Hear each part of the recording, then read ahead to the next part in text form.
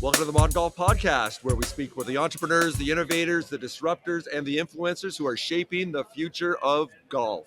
I'm your host, Colin Weston, and we've got a special treat this week because I am recording these episodes live from the 2025 PGA Show. And this next guest I have here, this is a company that I've been trying the last couple of years of the PGA Show to find a way to get them on the show. And it just, the timing wasn't right. The planets didn't align. But the planets have aligned today because we have the co-founder of this company, and that is Shipsticks. And that is Jonathan Marsico, who has been kind enough to join us to take a few minutes with us today. So I'm so glad that Jonathan has joined us. I haven't had the chance to speak with him yet. Just met him 5 minutes ago. So I always love this kind of the curiosity side of myself, kind of learning the backstory, the aha moment, the why behind Shipsticks. So we're going to learn all that in the next 15 or 20 minutes that we're going to spend with Jonathan. So first of all, Jonathan, welcome to the ModGolf Podcast. Yeah, Colin, pleasure to meet you. Thanks for having us. As you mentioned, we've been trying to connect for now a few years, and glad we're doing this today. And, as you referenced, we just met, but, I love blind dates. So looking forward to spending some time. Here we go. Okay, so let's start off with the origin story. Yourself as an entrepreneur. So tell us the let's say the birth or the inception of Shipsticks. What was the pain point? Was it something that you saw personally, or maybe one of your friends or co-founders? And the why? There's a difference between seeing that there's a need for something and then turning it into a sustainable, real business. So take us back here, Jonathan. Yeah, so we'll go back and probably start at ground zero. Okay, right? perfect. 2011. I live in Denver at the time, which I still do. Going on a golf trip with was then a friend, still is a friend, and became a co-founder of Shipsticks. And we're going from Denver to Scottsdale. His home base was Florida.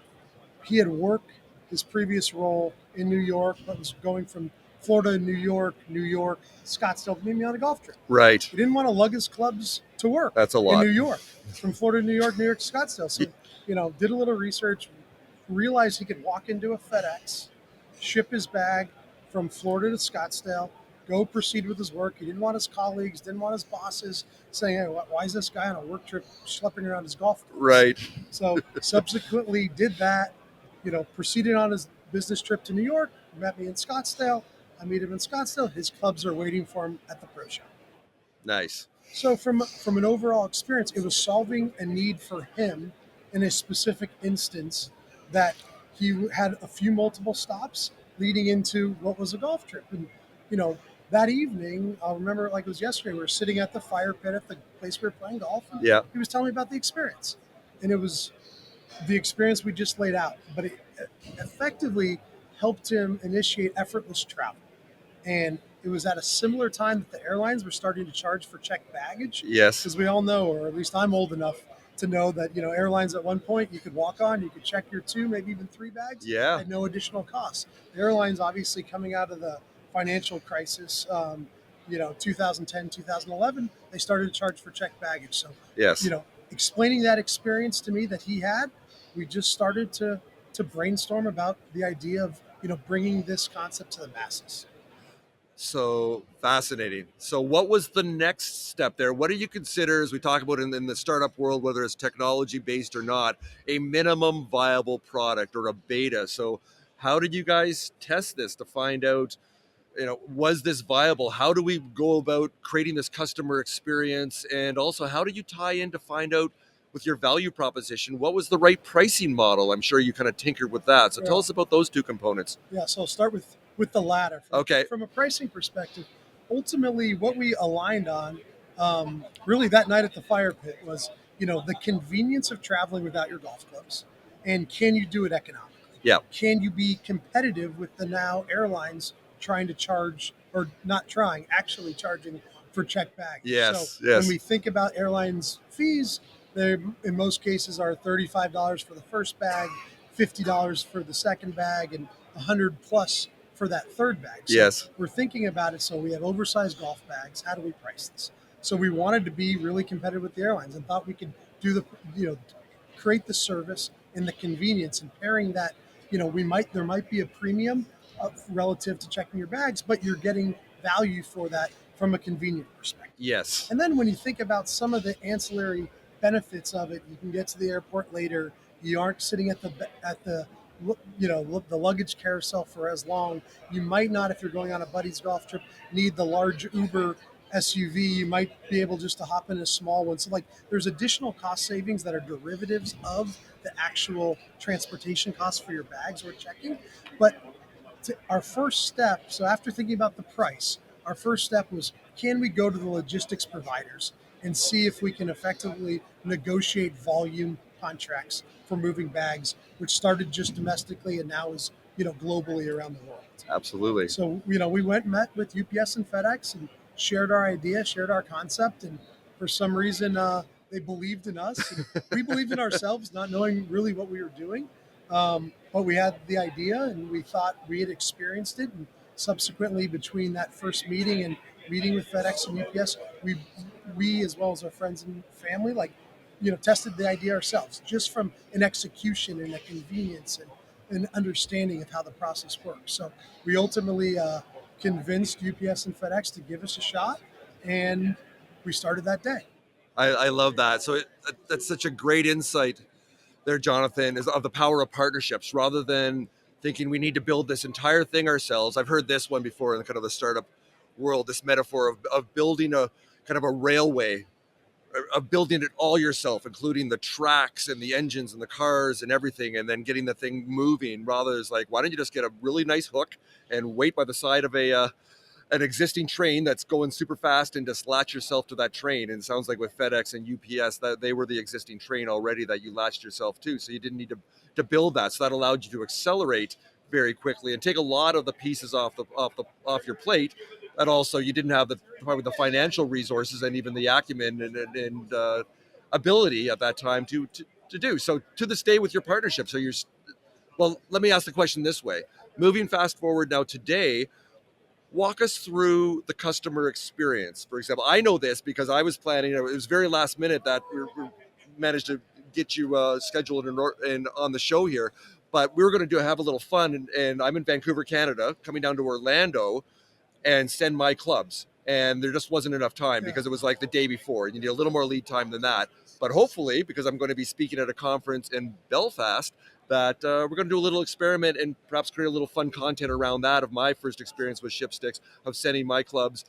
So I'm going to be playing over there after I speak over there. So why don't you walk us through that customer journey, the customer experience, and how you make this as frictionless an experience for your customers as possible? Yeah, I think that's a great lead in. So, to your point, right? We couldn't replicate and still can't replicate what FedEx, UPS, and now DHL does for us on the international side. Their infrastructure, their global infrastructure and network for logistics is, you can't replicate from any perspective. So yes, starting from day one, we just wanted to partner with really the best in breed from an industry perspective, and then really add service and customization and personalization attached to that service. So what we've done is, and still today is, from a customer experience, customer journey perspective, everything the customer touches is with our business, is with Shipsticks. Right. So yes, we're powered by these great global logistics companies, but there's a real high-end personal touch. We know as golfers, when you're going to golf resorts, when you're going to country clubs, when you're going to travel to play golf, that's what the experience we're getting and ourselves and our customers are getting at the golf facilities. And we want to be a great extension and a great partner of that same experience for the traveling golfer, working with our team and our company. Love this.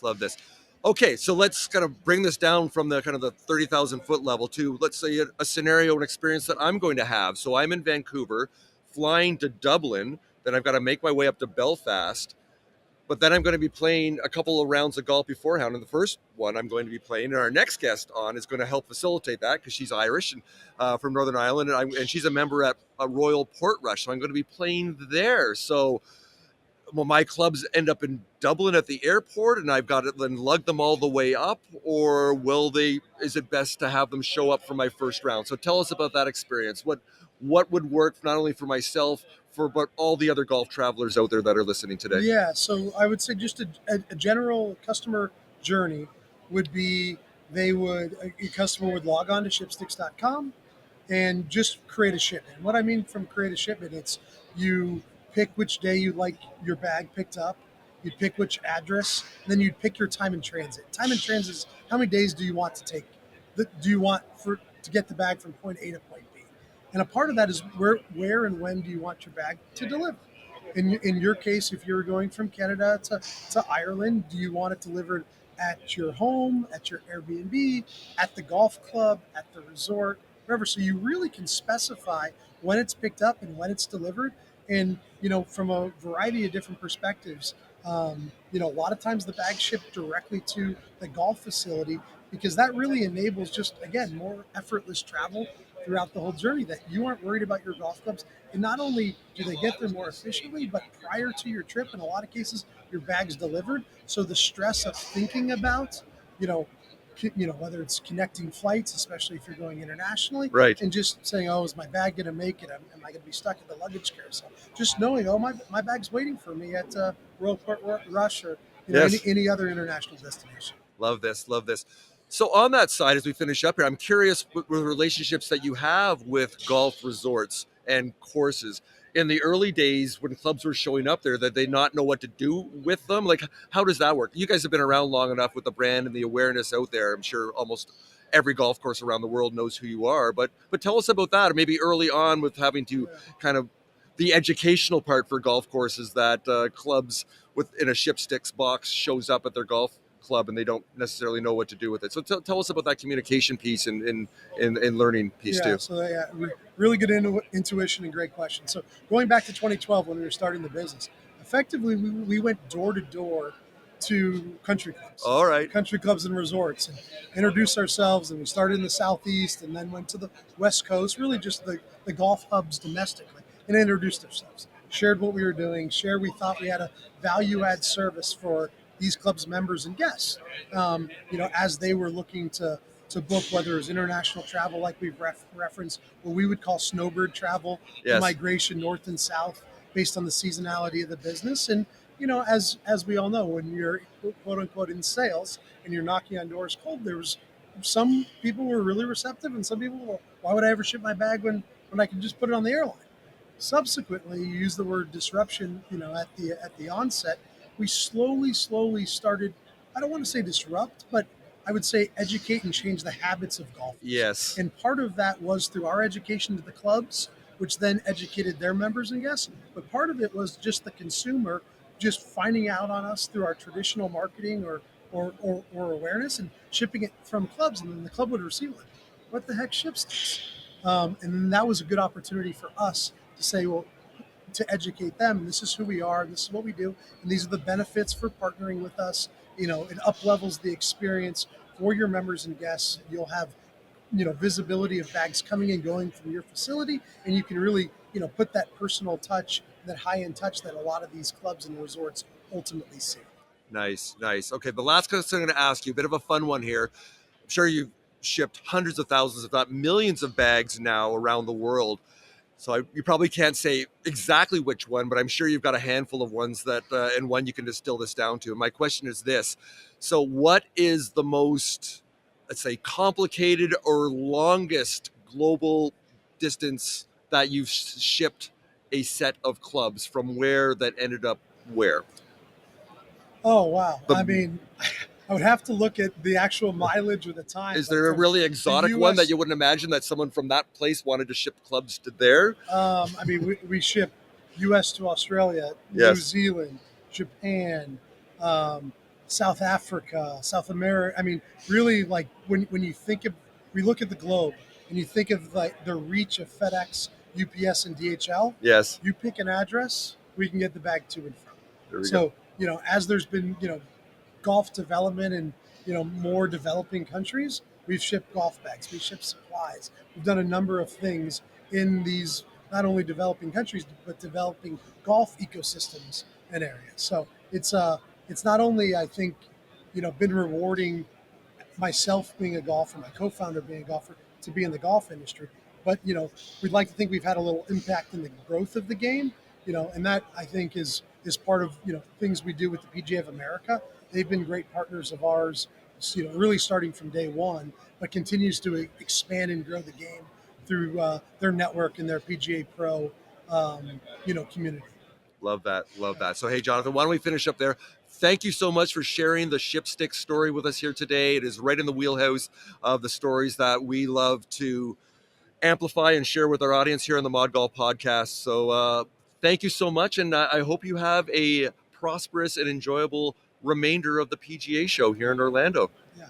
Thanks so much for having me. And what a show. I mean, we've been coming really since 2011. And this probably feels like one of the most energetic, vibrant shows we've had for sure post-pandemic and even prior. So thanks for including me, and have a great rest of the show yourself. My pleasure. Thanks so much, Jonathan. Thanks, All right. man. Good stuff.